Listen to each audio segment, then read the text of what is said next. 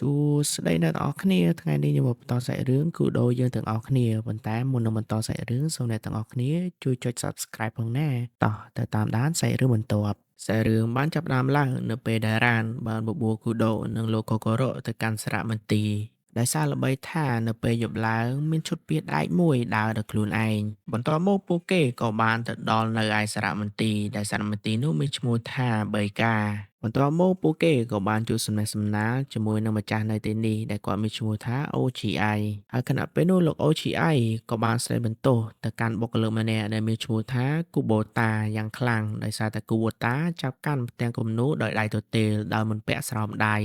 ហើយត្រង់ចំណុចនេះបញ្ជាក់ថាលោក OGI ស្រឡាញ់និងគោរពសិល្បៈខ្លាំងណាស់បន្ទាប់មកយើងឃើញថាម្ចាស់សារមន្ទីរដែលក៏មានឈ្មោះថា Manaka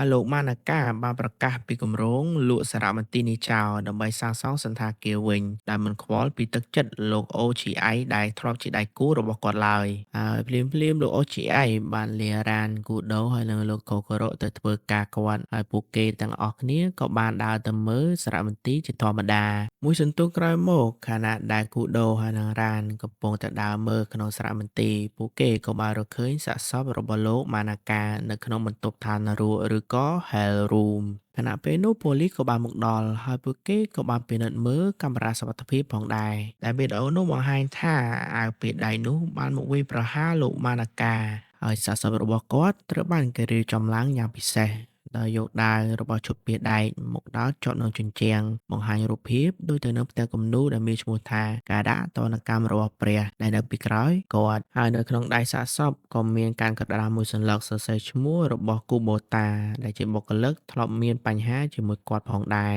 ប៉ូលីសក៏បានដាក់ការសង្ស័យទៅលើគូបូតាហើយខណៈពេលនោះគូដូក៏បានរកឃើញប៊ិចមួយដើមដែលនៅគៀនឹងក្បែរសាកសពហើយភ្លាមគូដូក៏បានប្រញាប់ទៅឆែកមើលកាមេរ៉ាសុវត្ថិភាពឡើងវិញហើយគូដូបានរកឃើញចំណុចកំហុសដ៏ធំមួយដែលធ្វើឲ្យរឿងក្តីនេះក្រឡាប់ចាក់ចំណុចនោះគឺជាប៊ិចគូដូយល់ឃើញថាប៊ិចដែលធ្លាក់នៅក្បែរសាកសពនឹងក្បាលវាត្រូវបានបិទត្រង់ចំណុចនេះគូដូបានគិតថាបើសិនបើយើងឈឺចិត្តស្លាប់ហើយប្រឹងសរសេរឈ្មោះរបស់ឃាតករតើយើងមានអារម្មណ៍ឯណាទៅចុចបិទគម្របឲ្យស្អាតវិញនោះយ៉ាងមានន័យថាឈ្មោះគូបូតានឹងមិនមែនឈ្មោះជនរងគ្រោះសរសេរទេគឺជាឃាតករសរសេរដាក់ហើយចុចបិទប៊ិចរួចដាក់ក្នុងដៃរបស់សាកសពដើម្បីទម្លាក់កំហុសឲ្យគូបូតា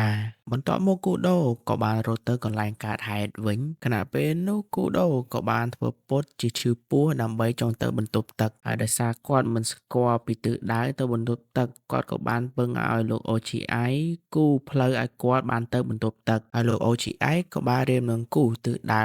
ទៅបន្ទប់ទឹកឲ្យគូដូប៉ុន្តែការពិតបិចរបស់គាត់គឺមិនមានទឹកសម្រាប់គូនោះទេនេះហើយជាភស្តុតាងដែលមិនអាចប្រកែកបានដែលខណៈពេលនោះលោកកូកូរ៉ូបានបកស្រាយថាមូលហេតុដែលប៊ិចមិនចេញទឹកគឺដោយសារតែលោក OGI បានពាក់ឈុតពាដែកលាក់ខ្លួនរងចាំសម្លាប់មនុស្សអស់រយៈពេលយ៉ាងយូរហើយនៅក្នុងឈុតពាដែកគាត់មិនអាចទុកប៊ិចក្នុងរបៀបធម្មតាបានទេគឺគាត់ត្រូវដាក់ប៊ិចក្នុងហោប៉ៅដោយបង្វែរក្បាលប៊ិចឡើងលើហើយទឹកប៊ិចបានហូរធ្លាក់ចុះទៅគូតប៊ិចអស់ធ្វើឲ្យពេល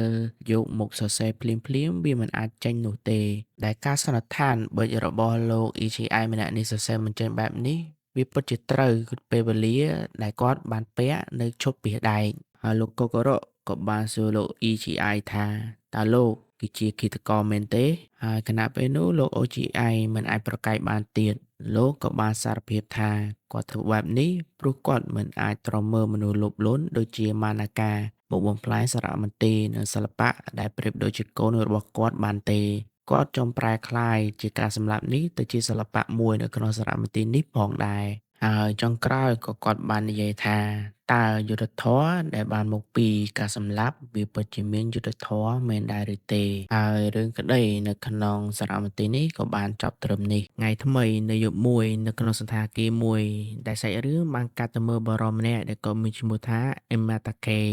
ដែលគាត់កំពុងតែនៅជាមួយនឹងបារម្នាក់ដែលយើងមិនទាន់ដឹងថាបារម្នាក់នោះគឺជានរណានោះឡើយហើយបារអត់កំបាំម្នាក់នោះកំពុងតែរើអីវ៉ាន់រញ៉េរញ៉ៃពេញបន្ទប់ហើយបន្ទាប់មកគាត់ក៏បាញ់សម្លាប់លោកអេម៉ាតាកេបាត់ទៅបន្ទាប់មកបារម្នាក់នោះក៏បានយកលុយពីកាបូបរបស់លោកអេម៉ាតាកេរួចក៏ចាក់ចេញពីបន្ទប់នោះបាត់ទៅក្រឡេកមកមើលរ៉ានគូដូហើយនៅលោកកូកូរ៉ូ ដែលពេលនេះពួកគាត់កំពុងតែនៅក្នុងខេត្តសៃតាម៉ាដើម្បីចូលរួមពិធីបុណ្យរាត្រីដ៏ល្បីល្បាញមួយដែលមានឈ្មោះថា Tenkaichi ហើយនៅទីនោះពួកគេក៏បានជួបបរិសម្នាក់មានឈ្មោះថាសាសៃដែលជាអ្នកនិពន្ធហើយមើលទៅគាត់នោះហាក់ដូចជាប្រញាប់ប្រញាល់នឹងចង់បានរូបថតជាខ្លាំងដែលគាត់បានសុំឲ្យរ៉ានជួយថតរូបគាត់មួយប៉ុស្តិ៍ដែលមានផ្ទៃខាងក្រោយជាភ្លើងគប់ឆេះនៅលើភ្នំដែលចេញជាអក្សរ អ៊ីឈិឬក៏លេខ1ហើយគ្រាន់តែថប់ប៉ាប់ក៏ជាប់ជាមួយនឹងប៉េងប៉ោលរបស់គូដូប៉ុន្តែលោកសាសៃគឺមិនបានខ្វល់ទេឲ្យទៅបានរូបថតមួយនឹងហើយគាត់ក៏បានណែនាំខ្លួនថាគាត់មានឈ្មោះថាសាសៃជាអ្នកនិពន្ធសៀវភៅហើយក៏ជាដៃគូរបស់លោកអ៊ីម៉ាតាកេផងដែរបន្ទាប់មកលោកសាសៃក៏បានពឹងឲ្យរ៉ានថតរូបឲ្យគាត់ប្រមាណប៉ុស្តិ៍បន្ថែមទៀតហើយខណៈពេលដែលលោកសាសៃកំពុងតែថតរូបពេលនោះក៏មានមន្ត្រីស៊ើបអង្កេតម្នាក់ដែលមានឈ្មោះថា Sango Yokomizo បានអញ្ជើញគាត់ទៅកន្លែងបន្ទប់សណ្ឋាគាររបស់លោកអ៊ីម៉ាតាកេដែលសារតែពេលនេះលោកអ៊ីម៉ាតាកេត្រូវបានគេសម្លាប់ហើយភ្លាមៗពួកគេក៏បានមកដល់សណ្ឋាគារជាមួយនឹងប៉ូលីសផងដែរហើយខណៈពេលនោះលោកកូកូរ៉ូហើយគូដូកំពុងតែធ្វើកសោបវិច័យទៅលើសាកសពហើយភ្លាមៗនោះលោកសាំងហ្គោក៏បានមកស្គាល់លោកកូកូរ៉ូថាគឺជាអ្នកស៊ើបអង្កេតដ៏ល្បីមួយរូបហើយលោកសាំងហ្គោបានពឹងឲ្យលោកកូកូរ៉ូជួយដោះស្រាយរឿងក្តីនេះឲ្យគាត់ផងបន្ទាប់មកលោកកូកូរ៉ូក៏បានធ្វើកសោបវិច័យនៅជុំវិញបន្ទប់នោះដែលជាដំបូងគាត់បានពិនិត្យមើលកាបូបលុយក៏ឃើញថាលុយនៅក្នុងកាបូបលុយក៏អស់ហើយគាត់មើលជុំវិញបន្ទប់ក៏ឃើញថាបន្ទប់មានភាពរញ៉េរញ៉ៃខ្លាំងណាស់ហើយពេលនោះលោកកូកូរ៉ូបានសន្និដ្ឋានថាករណីនេះគឺជាករណីប្លន់សម្លាប់ធម្មតានោះទេប៉ុន្តែលោកសាំងហ្គោពិតជាមិនជឿថានេះគ្រាន់តែជាករណីប្លន់ធម្មតានោះទេហើយលោកក៏បានដាក់កោតសង្ស័យទៅលើលោកសាសៃដោយសារមូលហេតុថាគាត់ជាមនុស្សចុងក្រោយដែលបានជួបជនរងគ្រោះប៉ុន្តែលោកសាសៃបានបដិសេធនិងបង្ហាញភស្តុតាងថាគាត់គឺស្អាតស្អំទេនោះគឺជាកាមេរ៉ាថតរូបរបស់គាត់បានអះអាងថានៅពេលដែលឃាតកម្មបានកើតឡើងគាត់កំពុងនៅឯពិធីបុណ្យហើយគាត់ក៏បង្ហាញរូបថតថាគាត់ពិតជាឈរនៅមុខភ្លើងគប់អក្សរអ៊ីឈីមែនហើយរ៉ានក៏បានធ្វើជាសាក្សីថានាងពិតជាអ្នកថតរូបនោះឲ្យគាត់មែនហើយខណៈពេលនោះគូដូចាប់ផ្ដើមសង្ស័យលើចំណុចតូចមួយហើយគូដូបានសង្កេតឃើញថានៅកដៃរបស់សាក្សីមានស្នាមរមុងស